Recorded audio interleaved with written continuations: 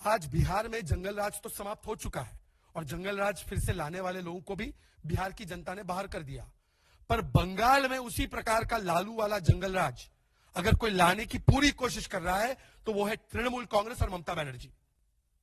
और वही जो पेट्रोनेज अपराधियों को दिया जाता था लालू जी के राज में कि जेल से बैठकर वो हत्याएं करवाते थे, उगाही करवाते थे, वही काम आज बंगाल में ममता बनर्जी की सरकार करा रही है।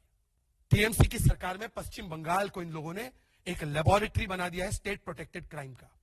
तो आज पश्चिम बंगाल में लोग क्या कहते हैं आमतौर से, आज पश्चिम बंगाल में मां माटी मानुष नहीं, अपराधी बचाओ, बलात्कारी बचाओ, भ्रष्टाचारी बचाओ, दंगाई बचाओ और घुसपैठिया बचाओ, ये चल रहा है।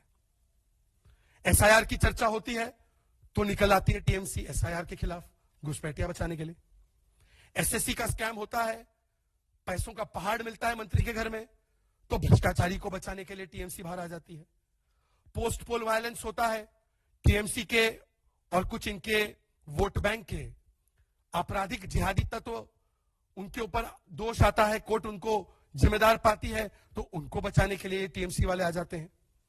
आरजीकर और दुर्गापुर में और संदेश खाली में एससी एसटी बच्चियों के साथ, महिलाओं के साथ बलात्कार होता है तो बेटी के साथ नहीं, बलात्कारी के साथ खड़ी हो जाती है टीएमसी की सरकार। और आज वही काम हो रहा है फिर से। शाहजहां शेख, जिस पर 40 से ज्यादा आपराधिक मुकदमे हैं, 40+ cases are there against Shahjahan Sheikh.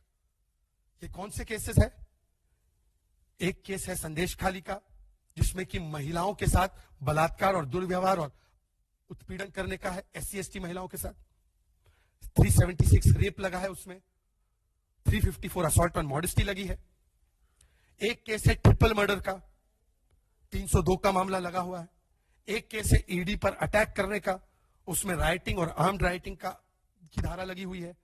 एक केस है राशन स्मगलिंग का, भ्रष्टाचार का, जिसमें एक मंत्री भी लिप्त पाए गए थे, उसमें पीएमएलए और ईडी के अलग अलग धाराएं लगी हुई है भ्रष्टाचार की। एक केस है लैंड ग्रैबिंग का, ऑर्गेनाइज तरीके से लैंड ग्रैब करने का, उसमें इंटिमिडेशन और चीटिंग के केस लगे।